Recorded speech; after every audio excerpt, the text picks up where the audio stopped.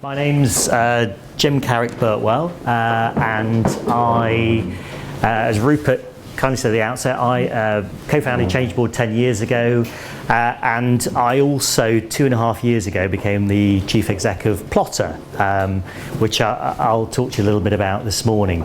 First of all, I'd like to thank Rupert and the team, Miller and Jamil, for inviting me to speak this morning. Changeboard's worked with Havas in recent years, and I think part of the kind of foundation for us working together is kind of shared values around things like this. Actually, we all would love to have millions of clients and win lots of business, but actually engaging with people, adding value, sharing insights, sharing knowledge, creating the ability for people to network is a really good thing. So thanks very much for allowing me to speak this morning. What I wanted to do is, just check this works. What I wanted to do today, and I'm conscious of time, so I'm going to kind of keep this, try and rattle through this in about 15-20 minutes, is explain some of the insights behind Plotter. I mean, could I start by asking who in the room has heard of Plotter?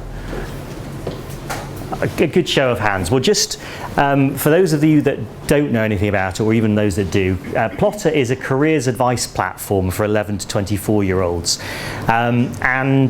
The reason I got involved in that is my background is professional services. I've owned and run recruitment businesses. I've mentioned Changeboard, which is an online community. We also have content products, magazines online, etc., and we have an events business. And the thread through my career is a passion for education and a sense of how poor careers advice is. It's always been shocking, and it's semi-miracle that any of us end up in any given sort of role or in this room.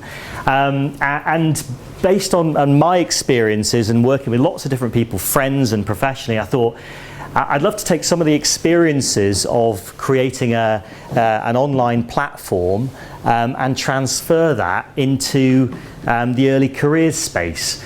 So it's something that I've been passionate about. And then back in 2011, some senior people in my network steered me towards, I was badgering away about this kind of, something must be done, and got sort of steered towards some conversations that were coming out in Number 10 at the time, which were around the youth employment or unemployment problem. So essentially the challenge was that obviously we were going through a very big recession. There had been the removal of a lot of career services for schools, a thing called Connections, and the government, the coalition at the time, wanted some solutions, but importantly they didn't want to provide the solutions, they wanted to support an employer-led solution. So Plotter evolved as essentially it's a careers advice platform, and there are hundreds of services out there, and what we recognised was that there was a need for a scalable technology platform in the middle of the marketplace, essentially an iTunes of careers advice.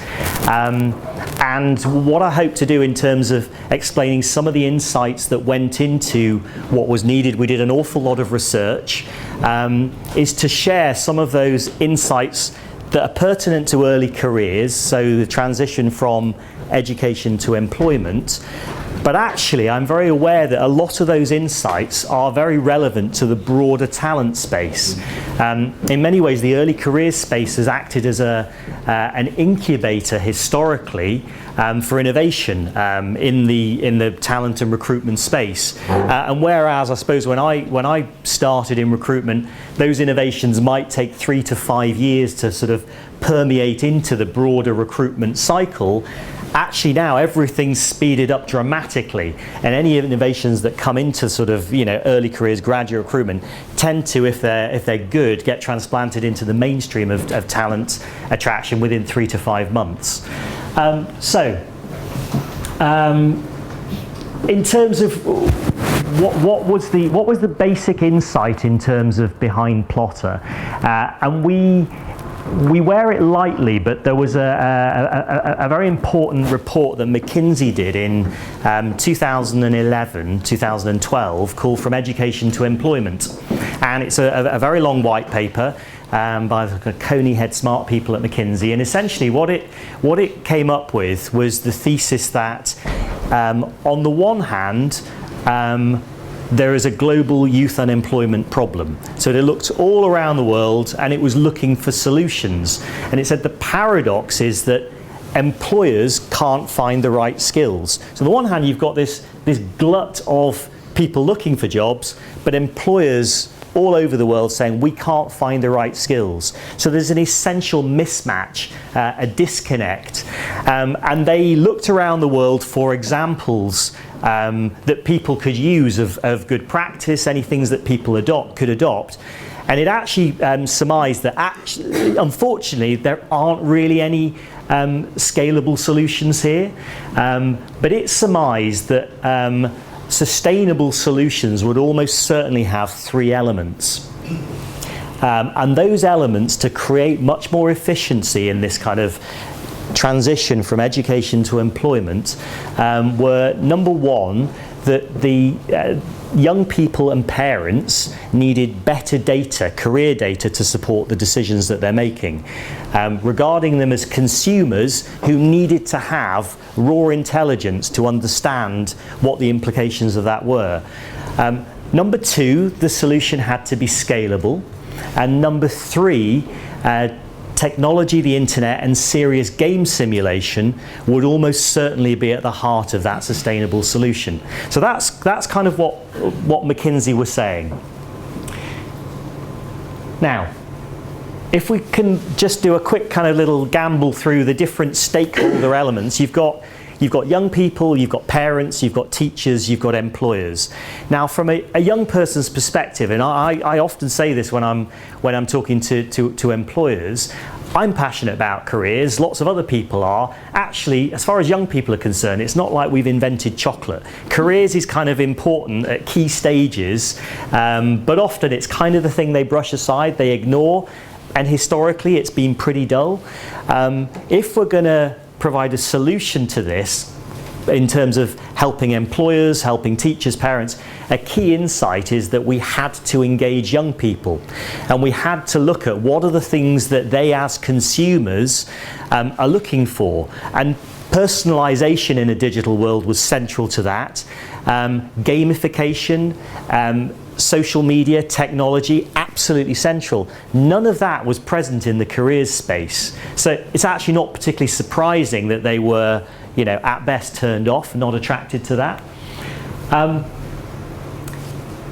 Careers inspiration, career guidance is now fairly and squarely on the shoulders of teachers. Now, what I mean by that, for those that are not familiar, a lot of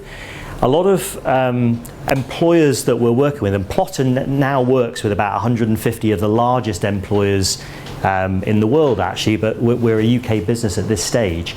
And employers, they know how to do the graduate thing, but they don't know how to do the school leaver thing. They don't know how to access teachers, and that's not surprising. There is a readily identifiable, targetable number of universities and colleges, but there are 5,000 secondary schools. And within these secondary schools, you've got teachers who want to engage with employers, want to provide work experience, want to provide and have a statutory obligation to provide this careers information, but they haven't got a clue how. And it's actually, apart from the sheer volume of schools, it's a very intimidating landscape for employers. Now, parents and teachers also base their information on old models. Now that's we can all relate to that. I can certainly relate to that. A lot of the information that we are passing on to the next generation, it's based on our own experiences. So the careers that we've had, the people within our social networks, and that's if you come from a sort of actually, as most of us do in this room, an advantaged background. There's an awful lot of young people who come from disadvantaged backgrounds, an awful lot of talent there, but they have no social network, social collateral, social capital, and they have no ideas of what the world looks like. Now, from a parents and teachers perspective, the vast majority of people are very aware of our kind of shortcomings. What we need is to not just have an analog model of, well, this is what I did, but we need to kind of digitally be able to share what are all the possible options, all the career routes that you could possibly do. And I'm sure the vast majority of you are working in organizations where one of the biggest challenges is the proliferation of new careers, new skills that are required, obviously in things like STEM-based businesses. But a lot of businesses, I mean, we do a lot of work with Waitrose. Waitrose describe themselves as a STEM-based business. The skills that they're looking for are mobile-based, mobile retailing. So there's an enormous change and disruption, and it's very disempowering for teachers and parents. Employers, as I've sort of touched upon, in our experience and all the research shows, employers are there. Employers want to know how they can help. They understand that transition from education to employment is one of the hardest transitions that young people ever make. And they are very keen to understand, well, look, how can we get involved at scale so that we can effectively match the talents and skills that we have in our business now and are coming down the track to the young people in the knowledge economy. Now, we did an awful lot of research, as I mentioned, and what came out of that is some really interesting stuff. Young people, they want to know from the earliest possible opportunity, all the research says from ages 11 onwards, so not when they get to 16, 18, what's available, what should I be doing? They want someone to guide them through that. They want someone to be able to make better, more informed choices. The key moments of truth are, it's a phrase that describes actually 14 to 18 years old, where they've got the most decision-making junctures in their career about what they should do next. So what GCSEs, what A-levels, whether they should stay at school or leave, whether to go into apprenticeships or higher education, etc. And they need proper information. They don't want to, often they do defer decisions, but there's a lot of pressure for them not to do that. And actually, from an employer perspective, if you take something like STEM, if young people drop a third science GCSE, if they only take 2, for whatever reason, unwittingly, in most cases, they're closing off the vast majority of STEM careers. So employers are recognizing that, look, we have to engage, we have to be involved collectively in mass education. In terms of the skills that are coming down the track, there are lots of generic skills that young people need. And actually a kind of point that I wanted to make that transitions some of this early careers chat into the broader talent landscape, talked about the difficulty transitioning from education to employment for young people. One of the big things, the big themes in the next 5 to 10 years in our economy, in the global economy, is going to be automation. Automation is going to potentially, no one's really talking about this because it's a little bit too scary, is going to decimate whole professions, whole industries that in many respects we wouldn't have dreamt of, or we probably still don't dream of as being that vulnerable. I mean, anything can be automated that is based on regulations and rules. So things like accountancy, where I started my career, things like the law, the traditional bastions of a solid, dependable career, they stand a very, very good chance of having mass redundancies. And the roles of kind of lawyers and accountants will be a review role, because the vast majority of the compliance, the auditing, will be done by automation. Now, there are examples of that across many, many industries. And I think what that's going to create is a much greater emphasis on career transition. people, not just the older generation, but people at all stages in their career, having to reassess what are the skills I've got, what is transferable, what do I need. So this kind of model that we've been incubating within Plotter, I'm kind of beginning to realise has a much broader resonance in the talent market. Now, going back quickly to what young people said they want, someone who's impartial, who they can trust, someone who understands and provides information relevant to them as individuals. We're going to hear from a Facebook perspective later on today, and we all know the world that young people are inhabiting, indeed that we're inhabiting as consumers, involves personalisation, and it's what they expect. And to hear directly from employers, as I've said, be inspired by role models and real life experience, and inspiration, not just advice. So. What we did is work on, we don't actually talk about this to the outside world, and we certainly don't talk about it to young people, but we had to understand, okay, based on all of this insight around what young people want, personalisation and digital solutions, doing things at scale, we've summed it up as My Inspiring Guide, and it helps us understand with everything that we're doing how we need to think about things. So if we break that down, the My talks essentially about the personalisation that people expect, particularly consumers, young people, from anything that's digital. It's kind of a bit odd if you go onto even an Amazon and it doesn't remember the things that you've previously bought. If it starts recommending things and it seems random, you instinctively think it's broken nowadays. It's amazing how quickly that technology has advanced. Inspiring. Plotter is essentially a huge psychometric game. So that's what we've built, and I'll talk a little bit briefly about that in a second. But the way it works is that it asks young people hundreds of questions, and after you've answered about 10 questions, it starts calibrating matches to 500 careers, and it tells you the percentage confidence, and it gives you a percentage match with those careers, and after every question, it recalibrates the match. So it gets more and more accurate. The brain behind it is a huge big data mechanism. It feeds off all the available labour market data sets in both the US and the UK. So again, that's kind of the mechanism for democratising what are all the possible careers available, not just the ones that your teacher knows about or your parents know about or you happen to stumble across. Guide is, it says there we're viewing your journey as kind of small steps where young people can gather information. Essentially, Plotter currently is this inspiring game to open up all the possible career opportunities. Our role going forward is to, if you're going to inspire someone to explore and discover, say, being a web designer or being, a nurse or being a physicist, then the obvious thing is, well, how? How do I do that?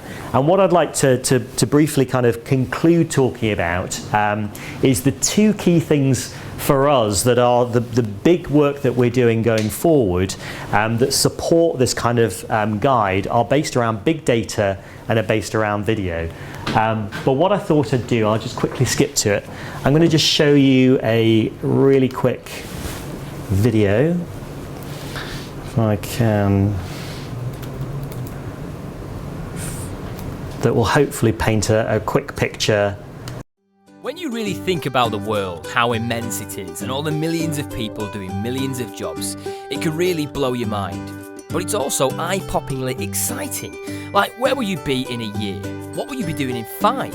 You could geek out and become a hotshot app designer, blaze a campaign trail working for Greenpeace, engineer one of the first Virgin Galactic spaceships, or, wow, the options really are endless. So when does the light go ping and your perfect job show itself? And more to the point, how on earth do you plot a path to your big break? Why does it have to be a big break anyway? Little breaks are good too. And then there's college or uni. What about an apprenticeship? Maybe you've got a nifty business idea. Could you be your own boss? It's like an overwhelming labyrinth of questions and you need answers. Real smart answers, proper know-how. Not some moth-eaten advice from another lifetime. This is your life, and what it deserves is some fresh thinking. That's where we come in. Plotter opens things up like a bag of tricks. Together we'll discover what makes you tick, what you're really good at, and what puts a smile on your face. We'll help you explore a whole world of opportunity, and then when you find the kind of jobs that really hit the spot, we'll guide you step by step on how to plot your winning path. It starts with the Plotter game. It's the springboard to inspiration, ideas, jobs you love the sound of, and ones you didn't even know existed. You can dive right in with videos, articles, and insider knowledge. So when it comes to choosing from our thousands of entry-level jobs, apprenticeships, and work experience, you'll be totally clued up and ready to go. Helping to plot your future is what we live for. It's a brand new world out there, and it's waiting for you.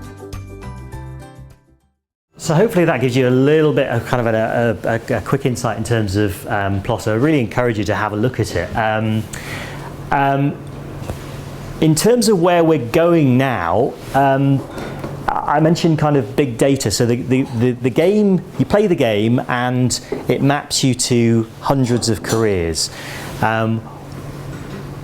One of the things that we've done with some very large data sets on labour market information to support this McKinsey thesis that young people need real data to support decisions is that against every career we've created infographics that in real time dynamically show some of the information from the data set. So for example, they show the average salary of any given role, they show the geographic spread of role, they show the future demand for role, and there's we've just made a start on that, but actually there's huge amounts of more work that we can do in that respect. There's lots of other things that we've made, a lot of the data open source so that people can build applications upon it. And I'm sure we'll hear from Matt at Facebook later on in terms of that's the heart of their business, making connections between data. So for example, it would be kind of useful if young people knew, well, based on this combination of GCSEs, this is the probability that I could be X. So you essentially turn it into a bet fair. It becomes a gamified bet fair, but it's based on real data of real people doing things. So it's not just about being a kind of a cool website. It's important that, if I give you an example, photography. Lots of people are interested in photography. There are very few careers in photography. Now, we don't want to put people off doing photography, but in terms of raw data, it's really useful to show that there are, in fact, less photographers employed in Europe than there are photographic courses in London. That's useful to know if you're about to spend 50 grand doing a 3-year photography course. It's really useful, that insight I gave you about STEM careers, for parents, for young people as consumers to understand that. Now, I think, and from a lot of people we've spoken to, this is going to have very broad ramifications in the broader talent economy.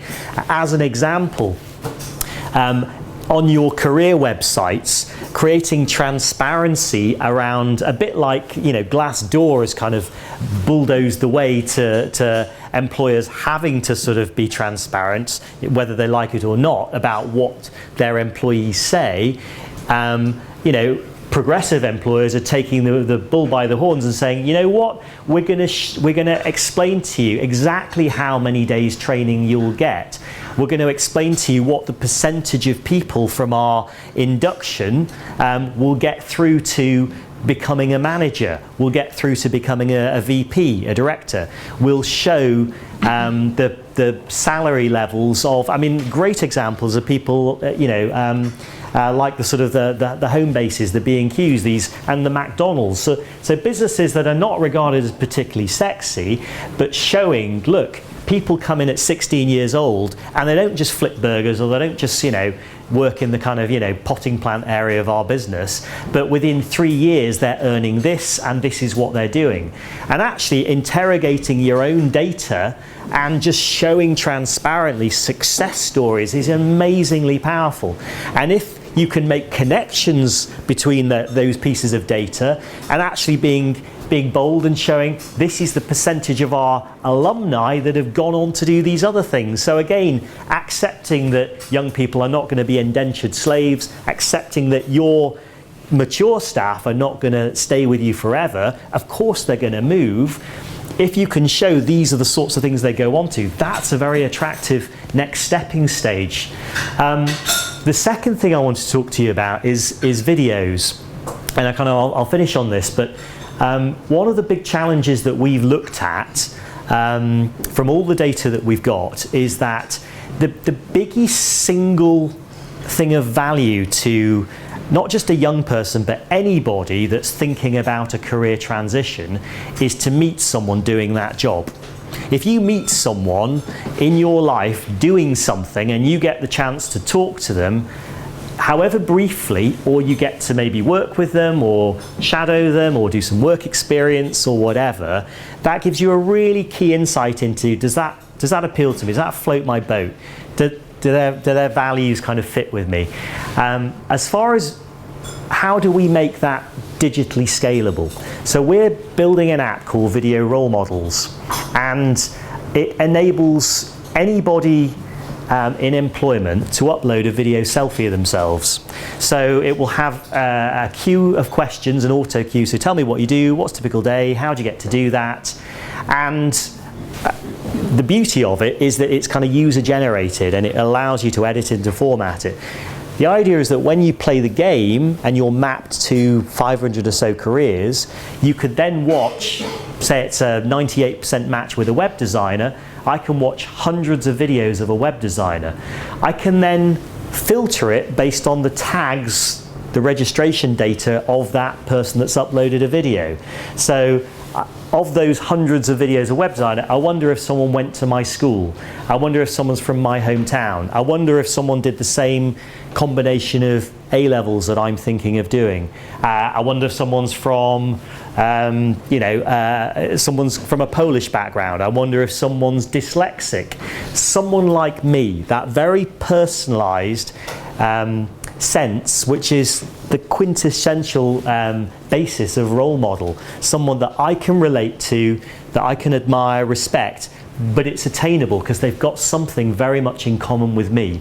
So we're really excited about that, and the employers we're talking about, they're very excited they can see from a plotter perspective, but also the plan is for us to white label that so that employers can also use it, because what they're recognizing is that throughout their sort of talent cycle, what they're trying to do is shed a light on, this is the humanized side of our business. These are our people, this is our culture, this is what our offices look like, this is the pub that our people go to, or there's the pool table, or this is an away day. And actually, let's face it, work is not always super exciting. I don't know, maybe that's a crazy thing to say. It's not. And certainly I can remember how absolutely dismally disappointed I was when I got my first jobs, as a 15, 16-year-old washing plates, or, when I first went into, big workplaces, thought, really, this is it? And actually the thing that keeps you going is all the ancillary stuff. And if we can shed a light on that as far as employee engagement is concerned, as far as transparency, I think some of these insights that we've gained in this early career space, as well as being very powerful in that space, hopefully will have a much broader resonance in the talent market. But I'll finish there. Thank you very much. Thanks again for inviting me to speak today.